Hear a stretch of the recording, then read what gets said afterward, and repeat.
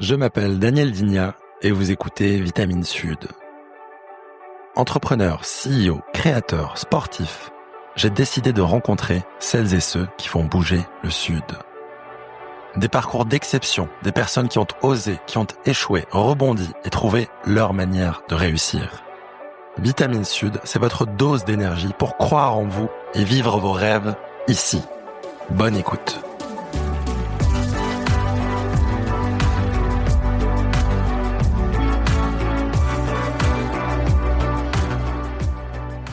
Qu'est-ce qui te donne la vitamine, l'énergie, la motivation pour t'engager autant? Pourquoi est-ce que tu le fais? Alors, c'est vrai, c'est une vraie question on me l'a posée quelques fois et tu vois, c'est Élodie Césaro qui est avocate à la French Tech d'ailleurs aussi, tu vois, qui est élue au board, qui un jour m'a fait une réflexion et je me dis mais elle a raison, mais c'est pas vieux, tu vois, ça doit avoir 2 ans, alors que cet engagement, moi je l'ai depuis ça fait 20 ans que je suis engagée sur le territoire. J'étais présidente du réseau Entreprendre Provence, d'abord membre très active avant d'être présidente. Je suis élue à la chambre de commerce, enfin, tu vois, j'ai toujours été engagée. Et un jour, Élodie, en déjeuner, elle me dit mais en fait, ton fil rouge c'est Marseille. Et effectivement, je pense qu'elle a raison. Je pense que tout ce que je fais, je le fais parce que je pense que ce territoire mérite qu'on le porte. Qu'on le porte évidemment sur le plan économique, puisque c'est là que moi j'ai le plus de légitimité à le faire. Et c'est comme ça que j'ai commencé tous ces engagements-là. Et puis avec la bouteille, avec le temps qui passe, tu vois aussi les choses différemment. Tu vois, quand tu te passes dans la rue, tu vois les gens qui dorment dehors, tu vois. Et moi, ça me touche. Et donc, tu vois, tu vas, ton chemin te mène vers d'autres endroits, mais toujours pour les mêmes raisons qui sont de dire qu'on a la chance de vivre dans un lieu hors du commun, mais on le vit pas tous de la même façon, ce lieu. Donc, qu'est-ce que je peux faire moi, à mon petit niveau, pour essayer de l'améliorer? Et comme après, je sais pas dire non et que tout le monde sait que je sais pas dire non quand ça me plaît, ils viennent tous me voir et je dis toujours oui, voilà. Comment on se retrouve à dormir 4 heures par nuit? Est-ce que t'as une réputation et tout, les meilleurs talents veulent venir chez toi, ou est-ce que c'est toi qui les repères? Comment ça? Alors déjà, c'est pas moi, maintenant c'est Yoda, hein. C'est Yoda, Donc Yoda a grossi. Aujourd'hui, tu vois, on est 60 à peu près. Donc bon, heureusement que c'est plus Alors au début, oui, il y avait un peu ce côté vraiment expertise très pointue, puisque on était quasiment personne était spécialisé là-dedans à part nous. Depuis, ça s'est beaucoup démocratisé. On a évidemment une avance encore puisqu'on fait ça depuis 30 ans et surtout qu'on continue à entretenir. C'est-à-dire qu'on a un réseau absolument incroyable à la fois dans la région mais aussi national sur tous ces sujets d'innovation.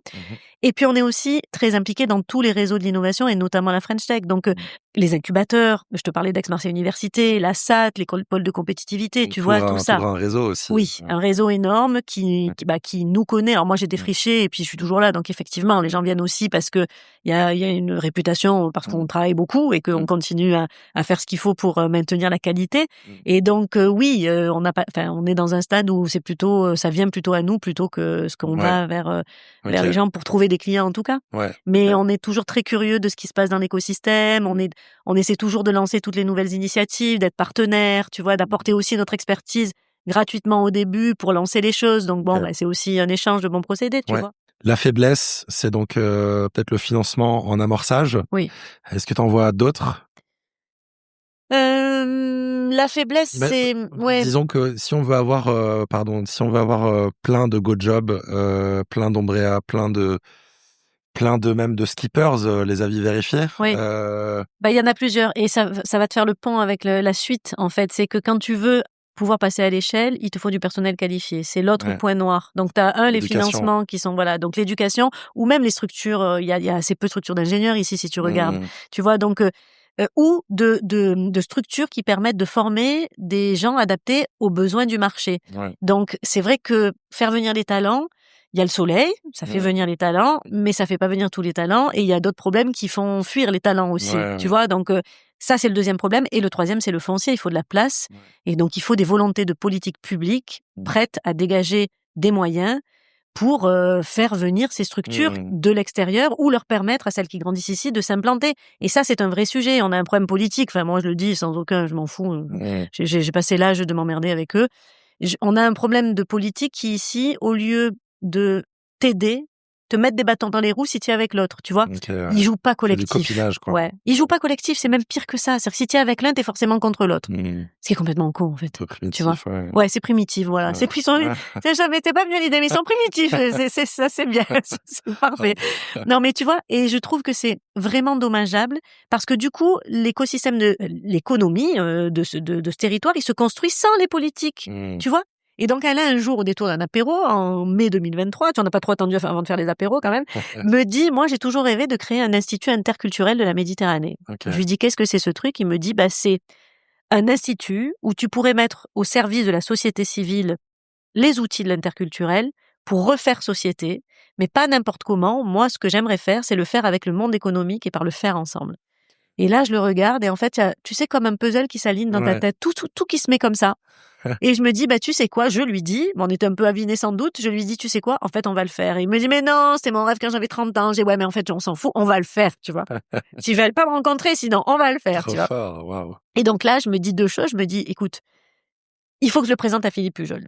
Parce que si ça marche entre eux, si ça match entre eux, malgré leurs différences, je vais y venir, c'est que on pourra déjà montrer qu'on peut travailler ensemble quand on est différents, mais surtout, on aura un truc incroyable. On aura le marseillologue d'un côté qui connaît Marseille comme personne, et on aura le Marseillais quand même qui connaît le moyen de faire communiquer les gens entre eux. Comme personne. Comme personne. Et moi au milieu avec mon énergie et ma folie, tu vois, un peu, et mon action. Et donc, on se retrouve tous les 3 en juin 2023 à la brasserie du Palais, tu vois, à 2 pas d'ici. Ouais. Alors, il faut quand même que tu comprennes que je tremblais un peu parce que Philippe, lui, c'est un des derniers vrais communistes purs, tu vois, c'est-à-dire authentique, c'est-à-dire un vrai homme de gauche sincère. Il a été journaliste à la Marseillaise, tu vois, c'est vraiment son ADN. Il est ancré là-dedans, tu vois. Ouais. Et Alain, il est gaulliste. Tu vois, il a travaillé avec Chirac, tu vois, donc avec De Villepin, il est gaulliste. Et je me suis dit, oh pétard, mais si ça se trouve, ça va être, ils vont s'écharper avant la fin du repas. Et en fait, c'est la magie des rencontres, c'est qu'en fait, ils se sont retrouvés sur leurs valeurs communes. C'est-à-dire que oui, ils sont pas d'accord sur tout, évidemment, ils sont pas d'accord sur tout. Mais en réalité, sur le fond, sur ce qui n'est pas négociable, le respect, l'amour de Marseille aussi, hein, parce que c'était notre cause commune, en fait, ils se sont retrouvés et immédiatement, en fait, sans même que, tu vois, il n'y a pas eu une demi-seconde ni de rien qui frottait. Ouais. Et donc, en fait, on se dit, ok, on s'en va tous les trois et on crée cette histoire. Ok, donc vous êtes tous les trois là. Là, on est tous les trois. Okay. Et ça, les hasards ou pas, malheureusement, c'est pas un hasard. Si tu te rappelles, juillet 2023, il y a l'histoire qui met toutes les villes de France à feu et à sang. C'est Nawel à l'époque. Et à Marseille, pour la première fois, en fait, il y a des pillages. Ça nous est jamais arrivé, ça. Et donc, ça nous tombe sur le coin du nez. Jamais vu ça. Jamais. Ouais. Jamais. Okay. Vraiment. On pensait qu'on avait cette exception marseillaise qui faisait que ça tenait. Pour les raisons, alors les raisons, on pourrait y en a plein, hein, et des certaines moins avouables que d'autres, hein, la drogue, etc. Mais quand même, ça n'était jamais arrivé. Et là, tu te retrouves avec toutes les minots des quartiers, et pas que des quartiers d'ailleurs, dans les rues, qui cassent, qui pillent. Et là, on se dit, mais en fait, il y a urgence, parce que si on fait rien, ça va mal se terminer. Voilà. Et donc là, on décide de dire, on va y aller, et donc on va mettre autour de nous des gens qui ont envie de changer ça aussi, qui aiment la ville autant que nous et qui ont envie de réfléchir sur du long terme à comment faire pour recréer du lien entre les gens. Un exemple Ah, mais j'en ai autant que ce qu'on en a fait, c'est-à-dire plusieurs dizaines. Okay. Enfin, oui, une grosse dizaine aujourd'hui. Alors, un qui marche très très bien, c'est Free Pro. Tu sais, Free Pro qui s'est pro de Free. Voilà, qui a mis son siège social à Marseille dans le 15e arrondissement, ce qui est quand même pas évident non plus. C'était Kevin Pelledin qui était. Non, c'est Xavier Niel, qui a créé Free Pro, tu vois, et qui est venu effectivement implanter son siège social à Marseille en disant, donc il y a un centre d'appel, il y a tout ce qu'il peut y avoir chez un Free Pro. Ouais. Tu vois, derrière la tour La Marseillaise et donc dans un quartier qui est, on va dire, en construction. Hein, donc pas facile de s'implanter là quand même, y compris pour les gens qui y travaillent, parce qu'il y a pas de commerce. La nuit, c'est quand même pas encore, tu vois, c'est en jachère, on va dire encore. Mais justement, ça participe à la construction du quartier. Donc c'est très courageux d'avoir fait ça, c'est louable. C'est vrai que tous les employés qui vont chercher à manger. Exactement. Donc du coup, ça fait implanter, tu vois, petit à petit, puis faire venir des gens qui vont habiter là. Bon, voilà. Sans chasser ceux qui y sont déjà. Exactement. Et donc là, on a eu un coup de cœur entre le directeur commercial sud-est de Free Pro qui s'appelle Lionel Ospier, qui est un gars absolument incroyable, passionné par le sujet de l'interculturel, etc. Et Salina Gasmi-Latrèche, qui est présidente de l'association Mère-Enfant PACA, qui est au Castellas, tu vois, dans le 15e arrondissement aussi, dans un quartier où malheureusement il y a un check à l'entrée, où si tu n'es pas coopté, tu ne rentres pas. Donc, tu vois, donc, où nous, on est rentrés grâce à toutes les associations locales, Salina, mais pas que, qui nous ont dit, mais venez à notre rencontre, venez rencontrer nos enfants, venez rencontrer nos habitants, venez discuter avec nous, et faisons des choses ensemble. Donc nous, tu vois, avec Salina, on court la Marseillaise des femmes, par exemple, avec les femmes du Castellas. On leur paye des dossards parce que c'était compliqué pour elles, mais par contre, on court ensemble. Ouais. Et je peux t'assurer que quand tu t'es fait une Marseillaise des femmes avec qui que ce soit, après tes copines, hein, parce que t'as souffert, tu te dis à toi, à moi, tu vois, donc tu t'aides en fait. Et c'est ça qui fait la différence. Et donc, il y a eu cette rencontre entre Salina et Lionel. Donc au début, Salina, tu sais, tu lui racontes pas, hein, c'est-à-dire que elle va visiter le Free Pro. Et c'est Lionel qui te raconte, tu meurs de rire. Et elle regarde un peu les beaux locaux, parce que c'est magnifique, tu vois. Les gens à l'entrée, il lui présente la direction, et puis elle dit ouais, mais elle est où ta diversité là? Ils me ressemblent pas tous ces gens, tu vois. Il lui dit mais attends, t'as rien vu, tu vois. Et là, il l'amène dans les centres d'appel, là où effectivement il y a Marseille. Donc tous les gens de Marseille, tu vois, qui ressemblent à Marseille, des noirs, des rouges, des jaunes, des bleus, des voilés, des pas voilés. Et donc elle voit ça et elle dit ah. Ça me plaît.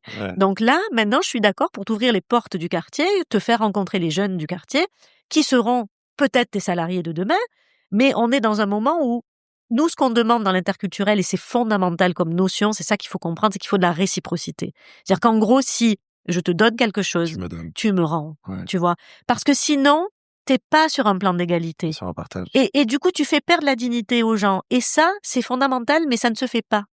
Nulle part, jamais. Ça paraît incroyable. Si tu regardes toutes les politiques de la ville, il n'y a pas une politique de la ville qui n'est pas descendante. On te dit, on va te donner de l'argent parce que t'es dans un silo, déjà. Parce que t'es noir, parce que t'es rouge, parce que t'es une femme, parce que t'es LGBT, parce que t'es homosexuel. Tu restes là-dedans. Donc tu restes dans ton silo et surtout reste-y parce que sinon t'as pas tes sous, en fait. Et nous, on dit, mais c'est n'importe quoi. En fait, ce qu'il faut, c'est donner aux gens qui font du collectif. Dans ce pays et dans cette ville, on a besoin de recréer un projet de société qui soit notre projet à tous. Et c'est ça qu'on essaie de faire avec Marseille au pluriel. Et quand on fait rencontrer une Salina avec un Lionel, ce qui se passe, c'est que tu as des salariés de Free Pro qui disent, mais en fait, c'est génial. Nous, on voudrait faire du mécénat de compétences pour les jeunes des quartiers. Et en échange, ces jeunes des quartiers, ils vont nous faire remonter les infos, puis ils vont devenir nos salariés quand on aura besoin. Et on va créer cette mixité qu'on appelle de nos voeux parce que c'est à eux qu'on vend à un moment donné, tu vois. Et donc, ils ont fait des choses incroyables. Donc, ils leur ont donné, ils ont sélectionné les jeunes méritants. Et ça, c'est important de se dire que à un moment donné, il faut aide-toi, le ciel t'aidera. Il faut se prendre en main aussi. J'ai une question, peut-être pour se projeter un peu. Si tu devais imaginer, on est en 2025, si tu devais imaginer Marseille en 2035, le Marseille dont tu rêves dans 10 ans, en 2035, il ressemblerait à quoi?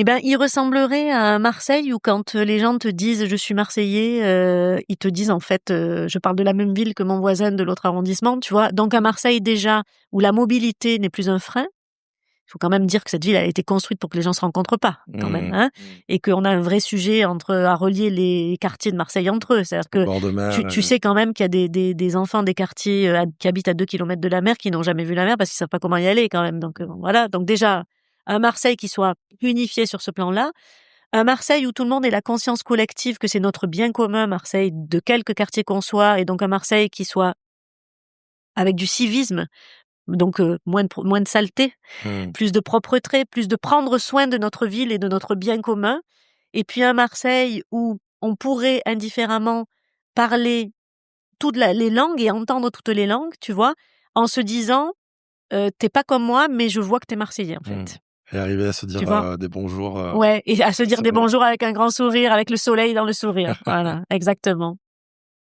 Merci d'avoir écouté ce résumé des extraits marquants de l'interview. S'il vous a plu, sachez que l'épisode intégral est disponible sur toutes les plateformes audio, Spotify, Apple, Deezer et compagnie. Allez-y pour prolonger l'écoute, c'est une vraie masterclass riche d'apprentissage. Et, comme vous le savez, Vitamine Sud est un tout nouveau média. J'ai besoin de vous pour lui donner de l'énergie, besoin de vous pour le rendre visible au plus grand nombre. Pour cela, 2 petites actions très rapides aident énormément. Abonnez-vous à la chaîne YouTube, Spotify ou Apple. Mettez un pouce sur YouTube ou une note 5 étoiles sur Apple et Spotify. Ces petits gestes ont un très gros impact. Je compte sur vous. Merci du fond du cœur. Je vous dis à bientôt pour le prochain épisode.